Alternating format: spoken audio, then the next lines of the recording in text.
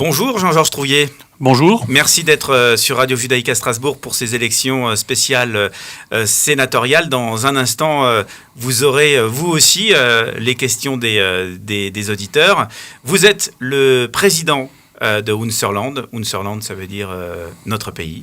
Le mouvement alsacien. Alors qu'on soit bien clair, vous n'êtes pas candidat, vous, dans le Bas-Rhin.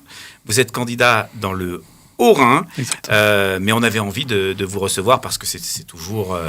vous êtes une figure du régionalisme dans notre région. C'est toujours intéressant d'avoir le président de la troisième force politique d'Alsace, mais dans le Bas-Rhin, c'est Thibaut Zitfogel qui sera la tête de liste de Unserland. Avant de commencer, peut-être répondre à l'interpellation à l'instant du sénateur Claude Kern, qui vous disait la différence entre moi et M. Trouillet, c'est que moi, je ne suis pas autonomiste. Oui, je pense que tout le monde l'a compris.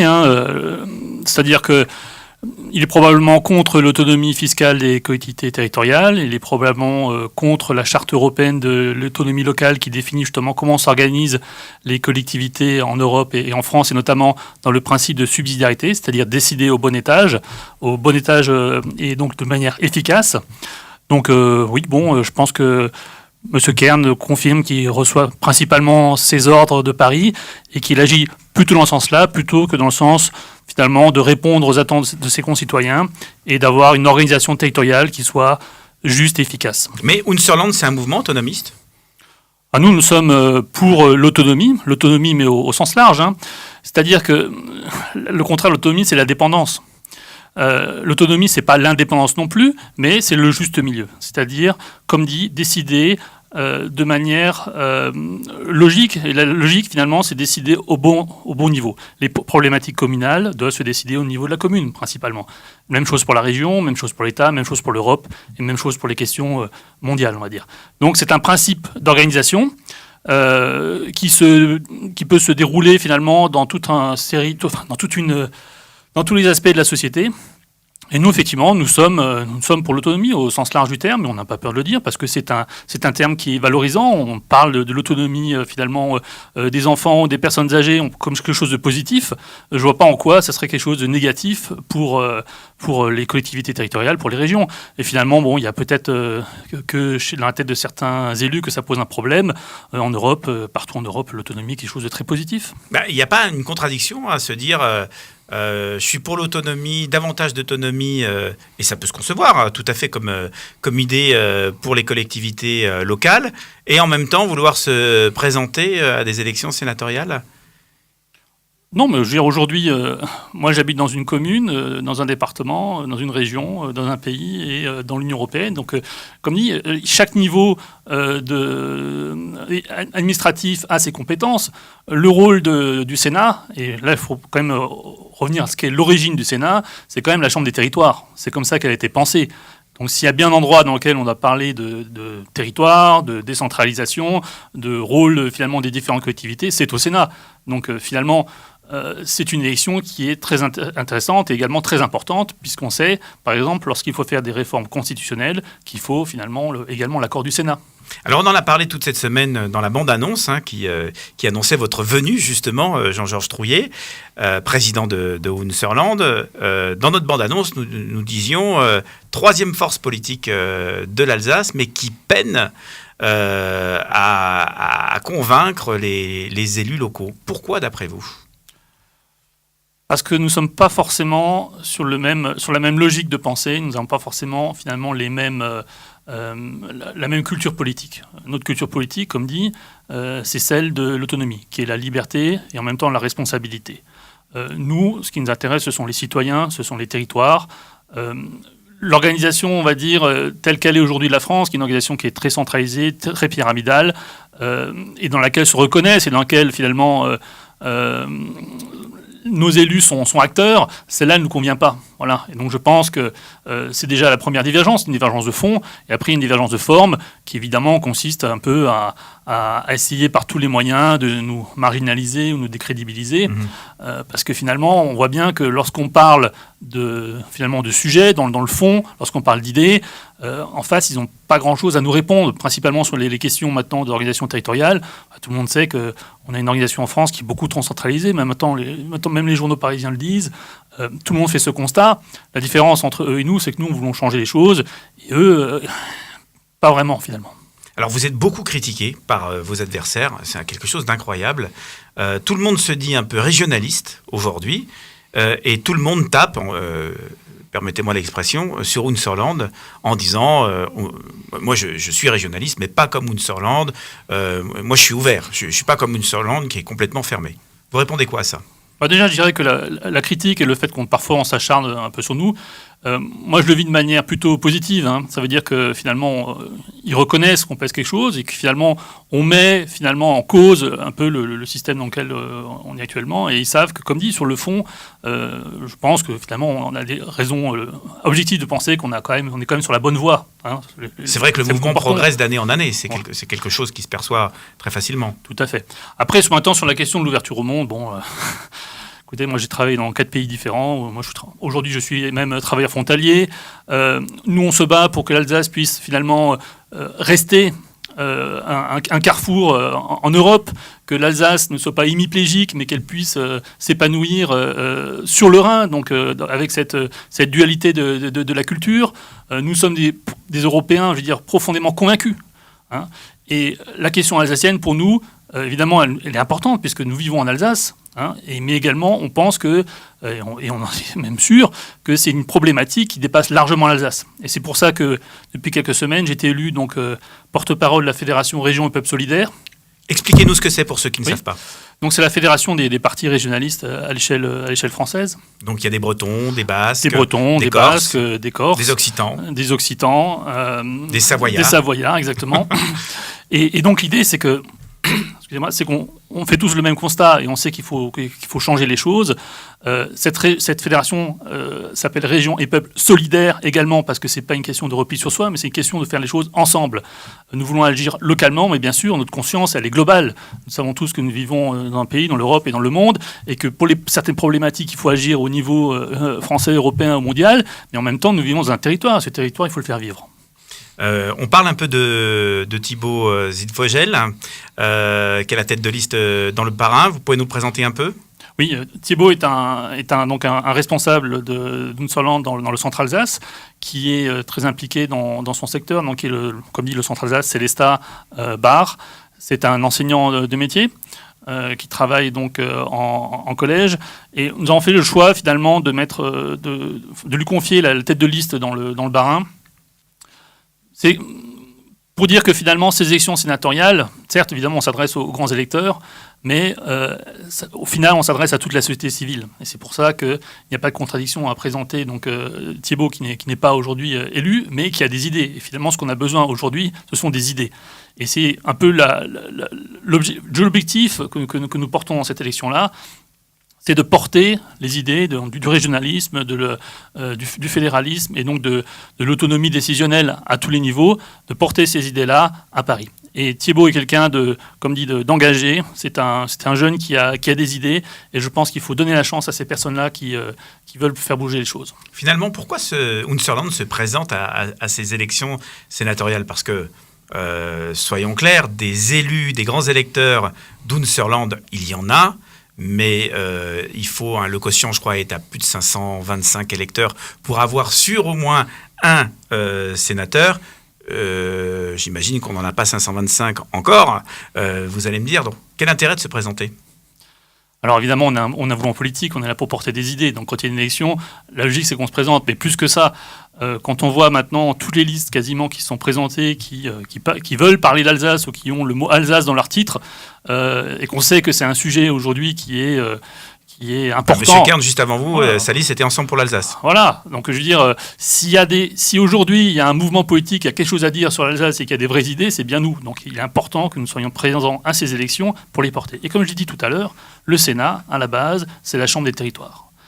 Le Sénat est conçu pour représenter les collectivités territoriales au niveau du pouvoir législatif. Et donc c'est là effectivement qu'il y a une action qui est nécessaire, et c'est pour ça qu'on conçoit qu'il faut que nous soyons présents. Et on n'est pas présents, comme dit, uniquement dans notre coin, mais nos partis de la Fédération Région et Peuple Solidaire présentent tous des sénateurs, et l'idée maintenant c'est d'arriver à constituer un groupe au Sénat de la même façon qu'on a pu finalement constituer avec d'autres un groupe à l'Assemblée nationale. Alors on vient de parler de Monsieur Kern, on pourrait parler d'autres listes évidemment. Je voudrais qu'on aborde avec vous une autre liste, celle d'André Reichart, qui a créé le mouvement pour l'Alsace. Il a aussi créé un groupe dans la région Grand Est, intitulé Alsace et territoire. Il s'est volontairement mis hors champ des Républicains pour constituer un groupe alsacien. Pourquoi Unserland ne le soutient pas, au fond ?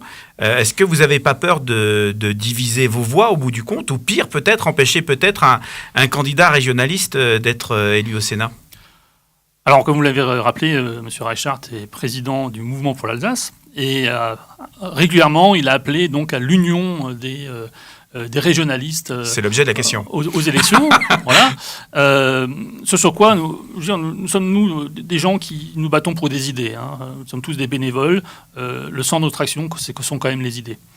Et donc, c'est pour la raison pour laquelle nous avons décidé finalement de répondre à cet appel. Hein. Quand il y a un appel qui est lancé au rassemblement, je pense qu'il est notre devoir d'y répondre et de voir s'il est possible de faire un rassemblement. Et c'est la raison pour laquelle donc, on avait pris contact avec M. Reichart.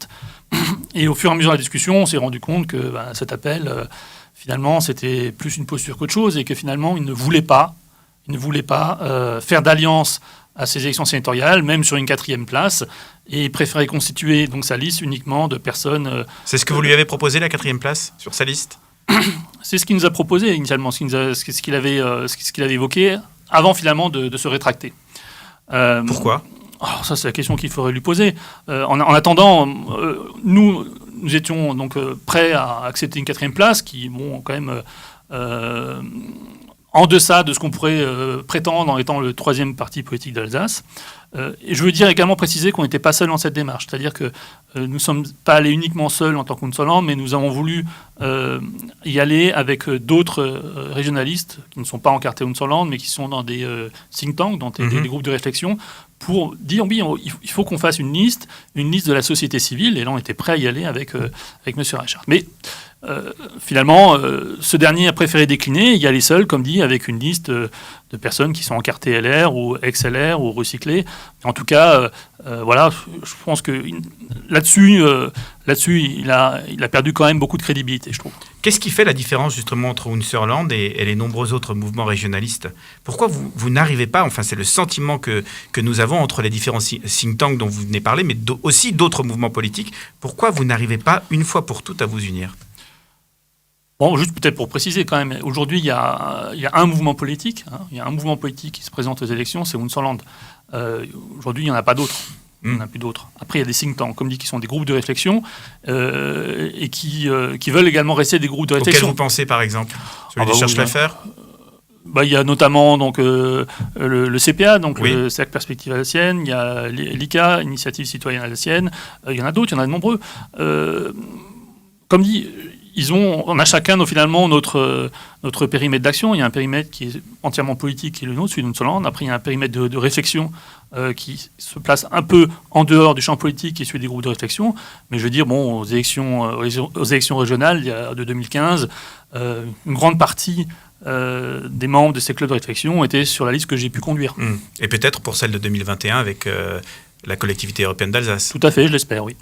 La tradition sur Radio Judaïka Strasbourg, c'est aussi de laisser la parole aux éditeurs. On a annoncé votre venue, j'imagine que vous l'avez vu sur les réseaux sociaux depuis une semaine. Des questions nous sont parvenues. Je vous présente le réalisateur de notre émission qui s'appelle Lucas. Lucas a sélectionné pour vous 3 questions d'auditeurs. Elles ont été assez nombreuses. Lucas, première question. Bonjour Monsieur Trouillet, alors les questions des auditeurs, la première question c'est une double question, c'est une question de Marjorie de Célestat qui a été posée sur le site de Radio Judaïka. Unserland est-il un mouvement de l'extrême droite ? Êtes-vous antisémite comme certains de vos adversaires l'affirment ? Alors, j'ai créé C'est Unserland. cash. Oui, non, je suis très content que la question soit posée. Lorsque j'ai créé Unserland en 2009, c'est parce que je voulais pas que la question régionaliste soit l'apanage de l'extrême droite. Parce qu'à l'époque, il y avait un parti, je pourrais le citer, mais qui était un parti quand même classé à l'extrême droite. Et Alsace d'abord. Et moi, je vous le cite. voilà. Moi, je voulais que la question régionaliste puisse être portée par des gens de droite, par des gens de gauche, par des gens du centre. Voilà. Ça, c'est ce qui m'a poussé à créer Unserland. Donc, la question de l'extrême droite, je pense qu'elle est répondue. Nous ne sommes évidemment pas d'extrême droite. Je mets au défi quiconque de me trouver un discours ou une allusion qui permettrait d'affirmer ce que je dis. La seconde chose, sur la question antisémite, écoutez, ça c'est clair. Nous sommes un parti qui est démocrate, qui respecte tout le monde, qui respecte également toutes les confessions, et spécialement pour les Juifs. Les Juifs sont là depuis des siècles en Alsace. Les Juifs sont...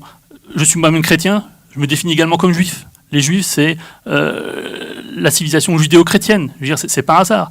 Et chaque fois qu'on porte atteinte à un Juif à cause de sa religion, moi je dis qu'on agresse l'Alsace, mais on agresse également toute la civilisation judéo-chrétienne. Et également l'humanité, finalement, derrière. Je pense que les choses doivent être très claires par rapport à ça. Et il faut que ça se sache. Maintenant, il faut également relativiser un peu ce genre de polémique dans le sens où comment dire, c'est même pas une critique, je veux dire, c'est du... C'est de la bêtise, vous voulez dire. Oui, de la bêtise, je dirais même c'est de la diffamation, finalement, parce qu'on ne dit jamais... Mais on l'entend, vous le savez, je vois que vous réagissez avec émotion. Je réagis avec émotion parce que, excusez-moi, je dirais c'est assez dégueulasse, on va dire. Bah voilà. Oui. Vous le dites clairement, c'est particulièrement dégueulasse. Voilà. Bon, j'ai répondu à la question. Non, et puis pour ceux qui vous connaissent bien, moi je vous connais depuis longtemps, tout le monde sait que vous êtes un centriste, vous êtes un humaniste, Monsieur Trouillet. Deuxième question. Je le suis, mais tout mon mouvement l'est. Oui. Ça fait 20 ans que je suis en politique, je peux vous le dire que tout mouvement l'est. Voilà. C'est dit. Voilà. Deuxième question, Lucas. Alors, c'est une question de Dylan qui nous vient du Neuhof et il demande « Que répondez-vous aux personnes qui parlent d'insécurité à Strasbourg ?» C'est aussi une double question. Et est-ce un enjeu pour votre groupe ? Disons que la sécurité est quand même un droit fondamental d'une société. Je veux dire, il faut qu'on puisse vivre sans avoir peur pour sa personne, sans avoir peur pour ses proches. Donc on ne peut pas évacuer ce sujet. La sécurité... pour être clair, c'est pas forcément le cheval de bataille numéro 1 qu'on porte. Nous sommes, évidemment, je ne vais pas raconter l'histoire, mais ce qui nous intéresse beaucoup, ce sont les institutions. Mais la sécurité, évidemment, est un besoin fondamental. Voilà. La sécurité est finalement le respect aussi. Parce qu'on parle beaucoup d'insécurité par rapport à ce qui peut être déclaré sous forme de plainte ou autre, mais après il y a également le sentiment, je veux dire le sentiment d'incivilité, le sentiment de manque de respect. Moi, ce qui me scandalise en particulier, c'est qu'on puisse agresser des professions de santé, des pompiers, des infirmières, des gens là qui sont là pour vous aider. Voilà. Les policiers sont également là pour protéger, je veux dire qu'on le veuille ou non. Voilà. Quelqu'un doit pouvoir marcher dans la rue sans avoir peur. Et je pense que ça c'est lié finalement au vivre ensemble. C'est lié au respect qui aujourd'hui finalement devrait être beaucoup plus mis en avant dans les relations interhumaines. Alors je suis également content finalement qu'on renforce un peu la protection juridique par rapport aux maires. Je veux dire, un maire, aujourd'hui, il faut quand même pas oublier, c'est des gens qui sont des quasi-bénévoles. Quand on dit qu'ils sont à portée d'engueulade du citoyen, c'est pas qu'une formule, c'est une réalité. Voilà. Et donc, je pense qu'il faut plus protéger les gens par rapport à ça et avoir un arsenal juridique, parfois, qui soit...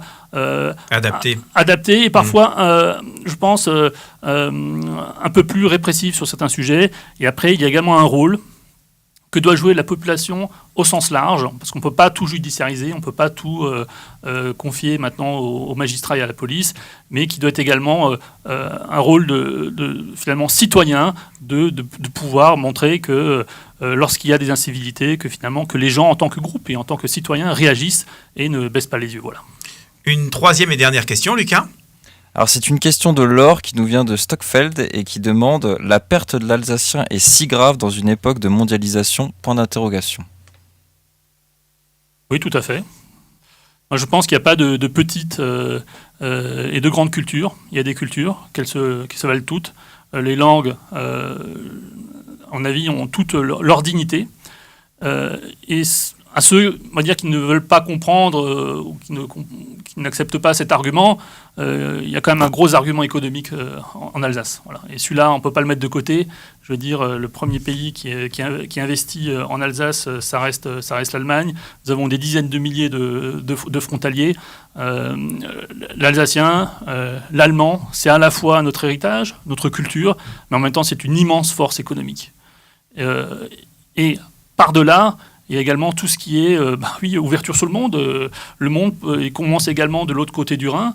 Il y a la construction européenne. Je veux dire, cette langue, cette culture, c'est également ce qui nous unit à des gens qui sont à une portée. Vous parlez d'enrichissement plutôt.